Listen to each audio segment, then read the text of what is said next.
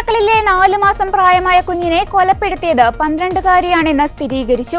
തമിഴ്നാട് സ്വദേശികളായ മുത്തു അക്കമൽ ദമ്പതികളുടെ മകൾ യാസികയാണ് മരിച്ചത്. മുത്തുവിന്റെ സഹോദരന്റെ മകളായ 12 വയസ്സുകാരിയാണ് കുട്ടിയെ കൊലപ്പെടുത്തിയത്. മാതാപിതാക്കളില്ലാത്ത 12 വയസ്സുകാരി മുത്തുവിനും ഭാര്യയ്ക്കുമൊപ്പമാണ് താമസിച്ചിരുന്നത്.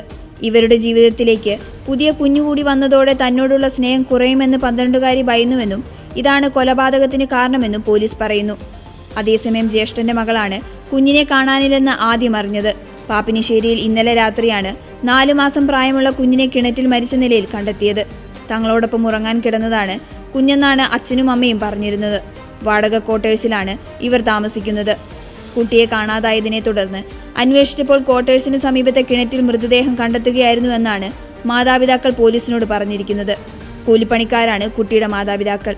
കുട്ടിയുടെ മൃതദേഹം ജില്ലാ ആശുപത്രിയിലെത്തിച്ച് പോസ്റ്റ്മോർട്ടം നടത്തും.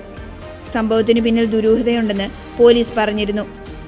4 മാസം പ്രായമായ കുഞ്ഞിന്റെ മരണത്തിൽ മാതാപിതാക്കളുടെ മൊഴിയെടുക്കുമെന്നും മരണകാരണം പോസ്റ്റ്മോർട്ടത്തിന് ശേഷം മാത്രമേ സ്ഥിരീകരിക്കാനാവൂവെന്നും പോലീസ് പറഞ്ഞു.